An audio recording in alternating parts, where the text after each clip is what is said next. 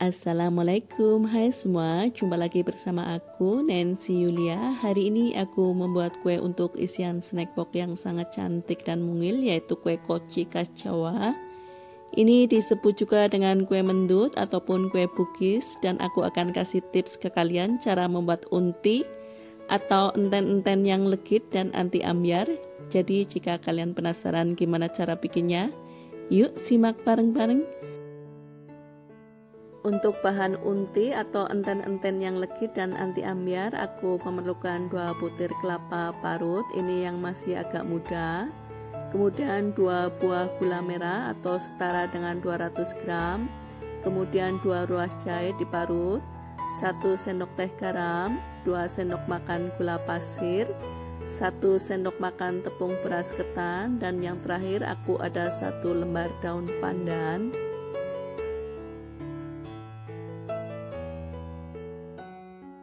Pertama kita masukkan ke dalam wajan kelapa parut, gula merah, garam, dan daun pandan di atas wajan.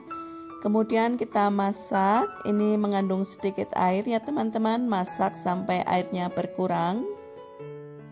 Setelah airnya berkurang dan gula merah larut dan tercampur rata, kemudian kita akan memasukkan 2 sendok makan gula pasir. Kemudian kita aduk-aduk lagi ya teman-teman sampai gula pasirnya larut. Oh iya teman-teman, waktu kita memasak unti atau enten-enten sebaiknya kita menggunakan api yang sedang cenderung ke kecil. Jangan lupa terus diaduk-aduk ya teman-teman agar tidak gosong. Nah, setelah gula pasir larut, kita masukkan 1 sendok makan tepung beras ketan. Kemudian ini diaduk-aduk lagi ya teman-teman sampai tidak ada beras ketan yang kelihatan. Ini lama-lama enten-enten akan menggumpal. Jadi rasa gurih enten-enten kita dapat dari perpaduan antara kelapa parut dan gula merah ya teman-teman, ditambah gula pasir, ini rasanya akan menjadi legit. Kemudian untuk menggumpal dan anti ambyarnya kita dapat dari tepung beras ketan ya teman-teman. Sampai di sini teman-teman paham ya. Setelah dingin kita sisihkan daun pandannya, lalu ambil 1 sendok makan dan kita bulatkan seperti ini. Untuk satu resep ini biasanya aku memakai 3 hingga 4 kali pemakaian. Biasanya aku simpan di dalam kulkas dalam wadah tertutup, ini bisa digunakan untuk beberapa hari.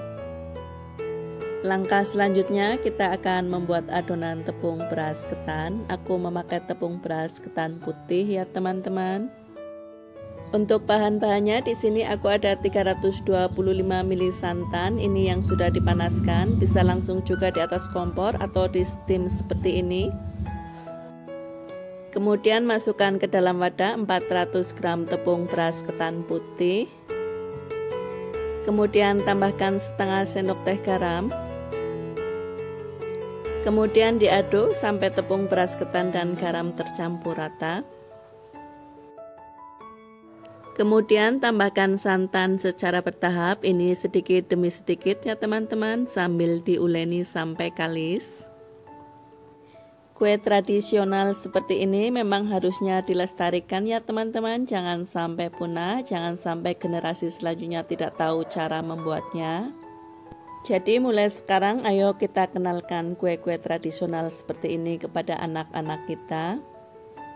Jangan sampai mereka lebih kenal mochi daripada koci walaupun terbuat dari bahan yang hampir sama ya teman-teman.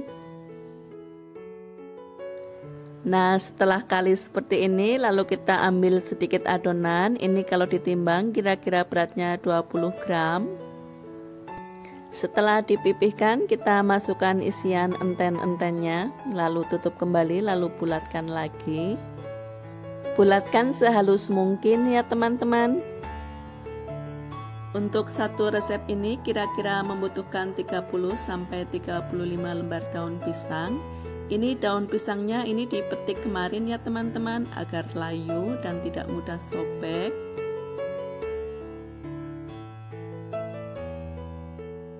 Ini posisi daun pisang yang berminyak kira-kira di tengah-tengah ya teman-teman, lalu lipat kedua sisinya. Masukkan 1 buah adonan, kemudian lipat sampai menutupi adonan dan lipat kembali kedua sisi yang lainnya. Kemudian ini coba kita luruskan kembali ini kedua sisi-sisi daunnya. Nah, bila sudah kelihatan rapi seperti ini, kita tekuk. Ini akan kita ukur bagian yang tidak diperlukan ya teman-teman, akan kita gunting. Biar mudah dimasukkan ke dalam lipatan, kita menguntingnya menyerong ya teman-teman. Kita masukkan ujung daun yang sudah digunting seperti ini ke dalam lipatan, lalu rapihkan, tekan-tekan perlahan supaya ini tidak mudah lepas.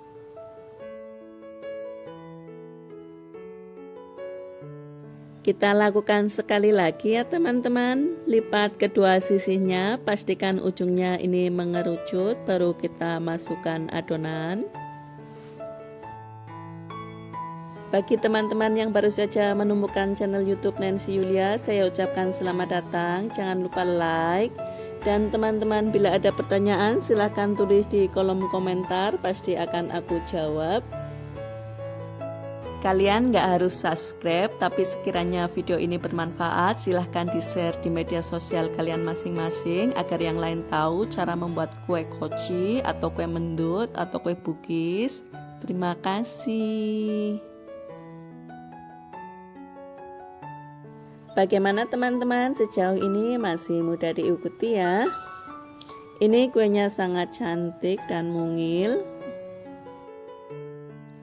Setelah semua selesai dibungkus, kemudian akan kita kukus. Ini saya sudah siapkan panci pengukus sampai beruap banyak. Kemudian kita akan kukus selama 35 menit dengan api sedang cenderung kecil. Kukus sampai benar-benar matang dan tanak ya teman-teman, agar tidak mudah basi. Biasanya kalau aku bikin sore masih ada sisa pagi-paginya, ini dimakan malah tambah enak, ini nggak ada basi sama sekali. Setelah 35 menit ini sudah matang dan tanak ya teman-teman. Ini baunya sangat harum.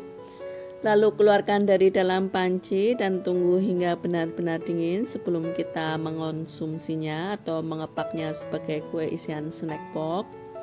Ini cantik banget, enak, legit dan kenyal. Kalian harus coba ya. Terima kasih sudah menonton.